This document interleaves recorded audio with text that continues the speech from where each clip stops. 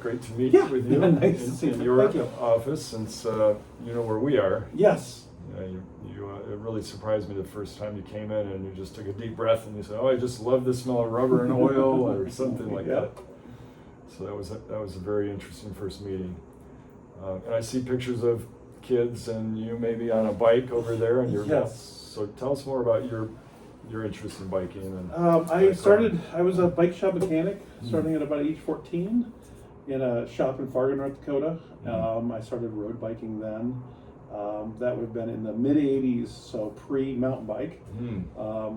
We were a specialized shop, so we had some of the earliest production mountain bikes. When Specialized started making those rock hoppers with the big bullhorn handlebars. Oh, right. And the triangulated ones. Yep, Yeah. exactly. And people rode them really around the city as in up and down curbs and Right. things like that, because there really weren't dedicated trails at all, and especially a place like Fargo. Mountainous. I haven't been there, but it's Dead flat. oh, flat. Okay. Yeah, like tabletop flat. So most of what I had done was road biking all through high school and college. I stayed working at bike shops with very few breaks.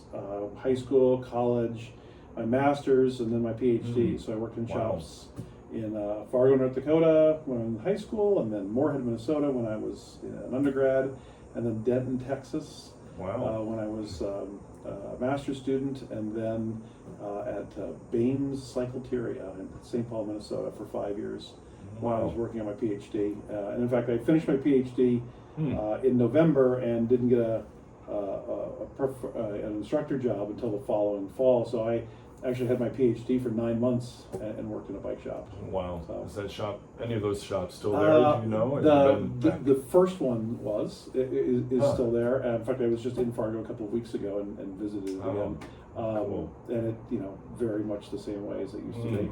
But everything else is gone. There's been turnover. That the industry has been so, as you well know, has had such booms and busts over the last 20 years.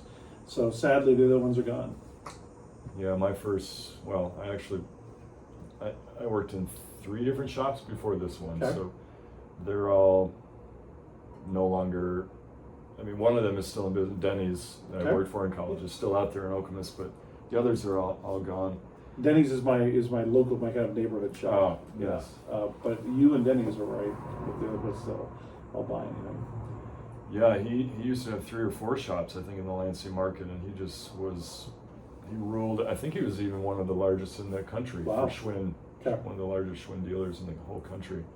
So he really ruled the roost. So, wow. So what was your first nice bike? When you say you rode bike, do you recall? A Team Fuji. Oh Fuji man, team bike. you're killing me. Pink with Shimano 600 Nice. the 3-bar. Yeah, tricolor they call that. Tricolor, yeah. And down tube shifters, Nice. and always been a Shimano person. Never really liked camping. I always found it too. I always found it clunky. I've never really appreciated camping and all this stuff. And SRAM coming on, my second child, who's 13, Elsa, has really gotten into cycling, and I think she has decided she is a SRAM person. So straying from the. She's straying from the family, but yeah. But also, her current bike has electronic shifting. Oh boy, you really spoiled her. Yeah. It's a whole nother world. That's amazing. So you went from working in bike. So you heard it from Mark. You can be a bike shop guy and make it to such higher. I'd actually say path. that there's so much about the 15 years that I spent working in bike shops that I still use every day. I mean, the logic of how you set up an indexed shifting system, right? So you're setting the parameters for high and for low so that you don't cram the chain in between the cog set and the spokes, or the cog set and the frame, setting those limits, and then setting the tension on the cable for the lowest gear, and then setting the tension so that it works its way up, and knowing that the the casing's going to shrink a little bit. You're going to have to reset after, like those kind of iterative, logical, step by step way of doing things. Like, I mean, it's the same way you run a university, right? You think about parameters, you think about the parts of the work that you have to do. It's fascinating. The other thing is, like, I don't have to tell you what it is like being in a bike shop in a college town in May. Like, it's the same. Yeah. Right? Like, and in August. August. Like, how many tubes do you change on a Saturday in St. Paul? Like, it's nuts. Yeah. And 20 so to 30 for us a day. Just go, right? And that working fast and slow kind of stuff, I think has also been, the school year has its very, very busy times, and it has its times when you can clean up your workbench and you can get your work ready for the next day, and you think about things. So I think working in shops was incredibly useful in helping me learn how to get things done and how to think logically, work with people. I mean, everybody should have to do customer service jobs at some point in their life, Yeah, how to deal with the difficult or you see every different type of person in the broad range of humanity. And just, dealing with sometimes the pressure cooker, like you said, in that May crunch time period, how to deal with pressure. And I never really thought about how you can apply a lot of that to other areas of the career. It's definitely been. And I also really like, you work on a problem, you figure it out, and then you have something that functionally works and goes away. And I love that part. It goes away. It goes away. Like, it wheels out of the shop, and you know that it's useful. And so those aspects of it were really, like, I really deeply appreciated while I was working on a dissertation. I mean, dissertation takes 3 years. It's like this never-ending task. And to be able to go into the shop and work for 5 hours and actually get something done and see a tangible result from it. I never saw that as conflict. I actually saw the bike shop was like the antidote to what would have been a pretty dreadful experience writing a dissertation. Yeah, just being able to get out and clear your mind. Yeah. And a lot of shops will go out for shop rides. I remember those fondly. We sadly don't do that. We should do it more often, but being able to mix a little fun with your job, keeping that in balance, it's all very critical. Well, I had kind of checked out for a period of time when I finished working at the last shop I was at was 2000, and then I went off and did a postdoc. I lived in the Pacific Northwest, and I didn't have time to ride, so I actually sold all of my bikes. Oh boy! You get the shop discount, and so the last thing that I did before I left was buy a really nice road bike. I bought a Le Mans Meilajun with full derace. It was just an awesome bike, and it got no miles. And I think after 2 or 3 years, I sold it. And so I went from about 2000 until about 2000, like 20. It was during COVID, 2019. Wow. 2019, 2020, right in there. Elsa started showing real interest in riding more. And so I came back in, and man, that 20-year period, the bike industry changed so much. Oh, yeah. Like all the rules are different. Like, it used to be go as light as you can, right? Narrow handlebars. Disc brakes were like a foolish, like who would bother? 29-inch wheels, that's absurd. 26 is perfect, and really a slack head tube angle. All right, all of these things.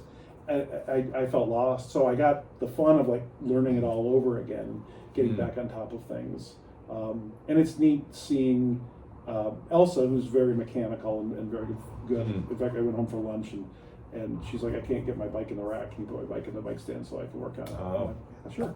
And the bikes, the work stand. Yep. So she wanted to work on it. Wow. Yeah, she gives it. She really likes going through and cleaning everything, but she now knows how to adjust. Wow.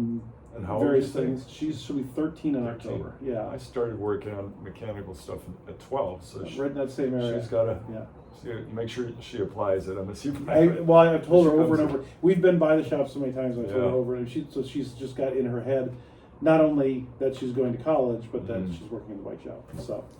Thanks for helping us groom her for the job. So a lot of people know that MSU is a gold level bike-friendly university, and we've done, since around the year 2000, the university did a whole bunch of things to encourage safer bicycling and just encourage more bicycling in general. And we've made since that time a lot of other major investments, and it's just been huge support. I mean, the bike center, I mean, it's one of maybe fewer you can count on one hand that other universities have their own bike shops. I mean, they all have bike shops around right. But we're just I'm very fortunate to have a job running a bike shop on our campus. But there's, I'm wondering, as you go about when you're mostly walking, I see you out walking, but when you're out, what are there any things that you have ever thought of that might help MSU be more bike friendly? Yeah, it surprises me that a school this far north has such a year-round bike culture. And I think, having lived on the other side of the lake, the weather in Michigan is just much more temperate year-round. I mean, we complain about being hot, we complain about being cold, but it's not Minneapolis hot and cold. It's a much friendlier climate for bikes. And worst case scenario, there's 3 months where it's hard, but you can bike year round.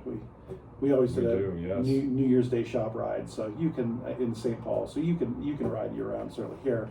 I think there are some things. Having the gold level bike friendly university.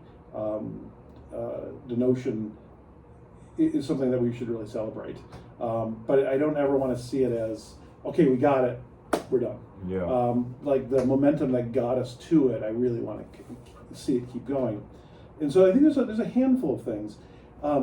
It's really easy to go east and west on this campus. It is tough to go north and south. It is. And so if you think about bike lanes, like riding a bike on Farm Lane, that's scary. Like that is 4 lanes and it's full. There's no real, and so I'm seeing over at Mount Hope where they're doing the diet on Mount Hope and reducing it from 4 lanes to 2, the center lane, and then nice sized bike lanes. And it makes me think like, well, is that how Farm Lane should be? Like, should we put Farm Lane on a diet and think about getting a good bike lane going north and south there? Complete. Yeah. Completing that street. Yeah, we do need a complete north-south route. Yeah, and once you get under the railroad tracks, the sidewalk really becomes a bike trail. So it really is just to that point that we really need it. But 2 blocks after that, it goes back down to 1 lane. So like just make it 1 lane north and south. So I think there's things like that, and I really want to see the voice of biking experienced people in those traffic flow conversations that we have. And so having you in those spaces is, I think, extremely important, and we need to sort of keep pushing for that. The other thing that I think we need is better bike storage on campus. The outdoor racks with a good lock are pretty safe. We have cameras. If you lock your bike up well, you're generally storing a bike outside year round. I don't store my bikes outside. Right. And so do we want to think harder about, well, what would dedicated space that's at least covered for bikes, and then maybe some higher security things. You've certainly seen those sort of domes that you can come down and lock and have a bike inside of it. Bike lockers, some universities have out in Seattle. You said you're in Seattle. They're very popular out there. Yeah, and you could, a place where it's like misting for 8 months out of the year. Right. You can understand why it's really needed. But I think there are some things like that can be done that are not. That's not a massive infrastructure investment. It's it's not a bridge. It's not changing traffic flow. That I think could help. But I do think we need to continue to have that voice to press for it, because, to be honest with you, having students on bikes traversing campus is much better than having them on waiting for buses. And it's much better in terms of their mental health and their physical health, getting them those couple minutes on a bike. Oh, yeah. It's just refreshing. Oh, it certainly is. Yeah.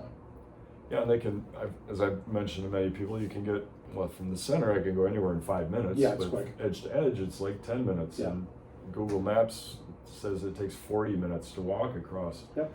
So, without exaggerating, you could easily save yourself an hour a day. Well, and I guarantee it's more than 10 minutes for me to get to my car, drive my car, find a parking spot, and then get out of it. Right. Assuming there is a parking spot. Assuming there is, Yeah. exactly.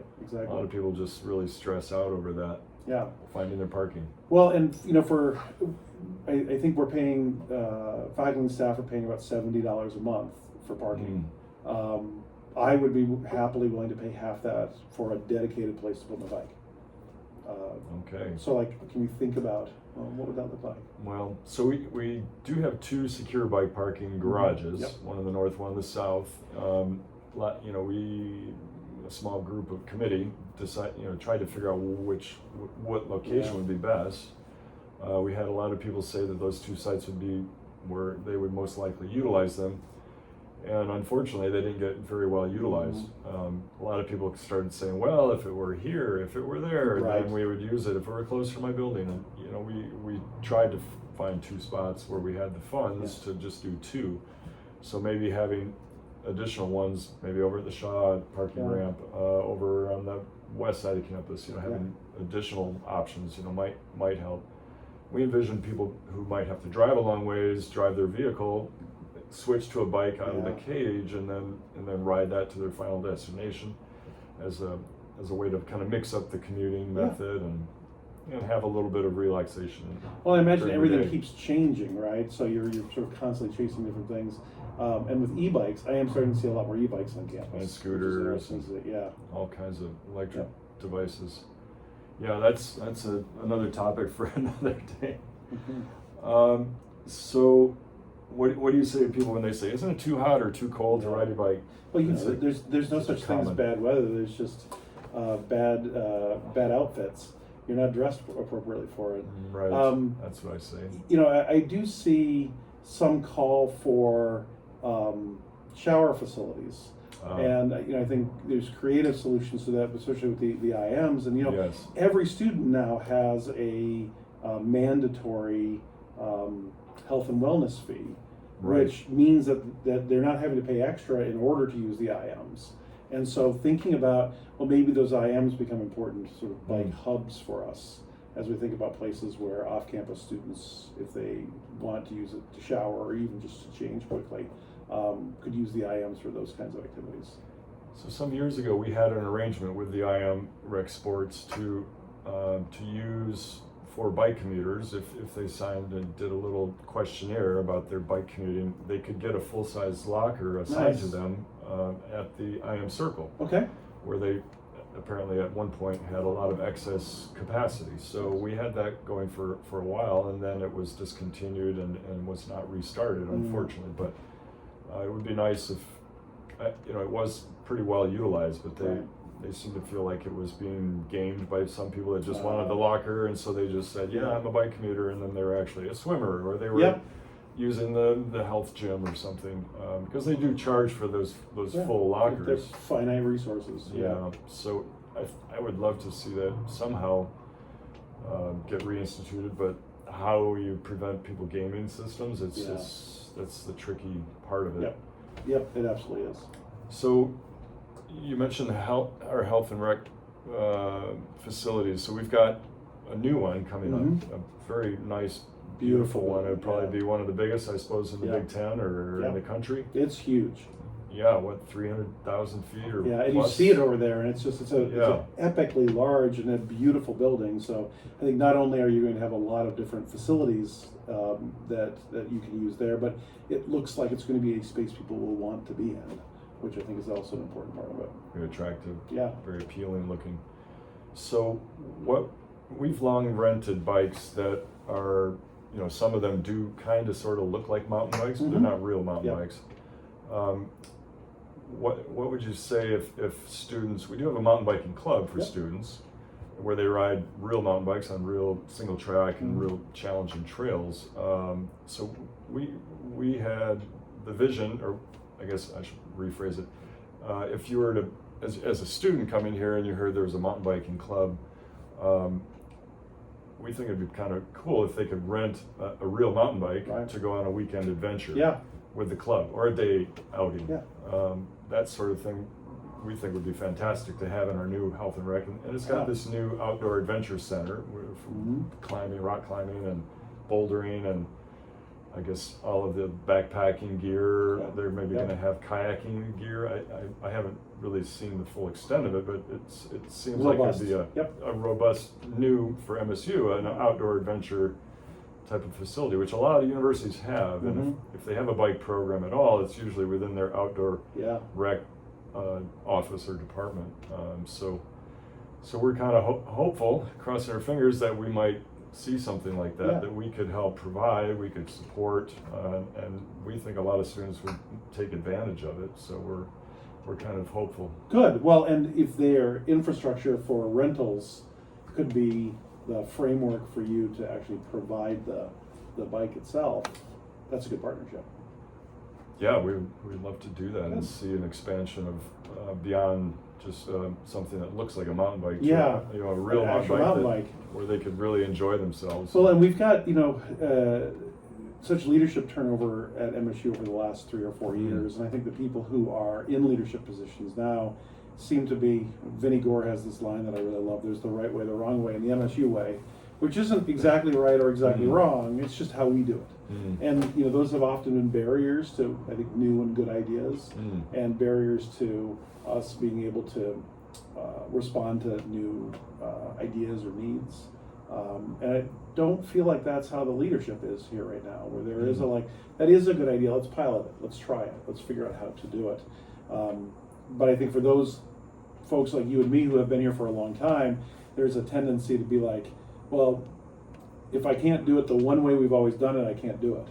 And so a lot of the effort that I'm seeing among my peers is saying, let's not think about how we need to do it. Let's think about what it is we want to accomplish, and then ask, given what we want to accomplish, what available avenues might there be? And I've seen folks make a lot of progress very quickly that way. And so I think it's an exciting new time.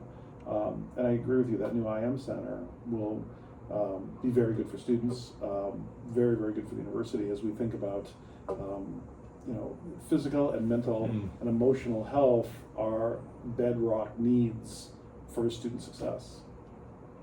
Yes. Yeah. Well, I'm really really glad to have a little more time to chat. Yeah. Well, we've gotten to go on one big ride. We did Grand Fondo together a couple years ago. That's right. We need to do another one. Yeah, and I, like the road riding, I love doing because I always find it to be very social. I like mountain biking because it's not. Yeah. Where it's just like you and you're dealing with the trail. And so I find both of those spaces are really nice spaces to be in. But you have been such a long and effective advocate for cycling of all sorts on campus. What you've built with the Bike Center is really amazing. And I'm frankly very happy that there's not a space for it in the new IM Center because I like it right here in the heart of campus. Oh, I wouldn't want to give that space up. No, I don't blame you at all. I think it's a beautiful space. And I've met many of the students who've worked there. And it's clear that they get out of it a lot of the same things that I got out of working in bike shops, because it complemented the intellectual and the academic work that they're expected to do here in really nice ways. So thank you for being so good in all those spaces. Appreciate that. On the point of riding, we've been trying to, ever since the LCC president, Steve Robinson, I met him. Actually, didn't even know who he was when he came over. He was looking at some of the bikes outside of our bike shop during COVID, and that's how we met. But he had a thing called the ride with pedal with the Prez. I've been trying to get something similar going at MSU, and so I'm still hopeful. I'm keeping hope alive that we can pull that off. I think it's unfortunate that that President Guskowitz enjoys running so much. But he was a triathlon. He wasn't. So we have a foothold there where we can get him back. He has a bike. Get him focused on it again. Yes. Well, if there's ever anything like that, I'm excited to do it. Great. All right. Well, Thanks. you. Thank you for the opportunity. That was very nice.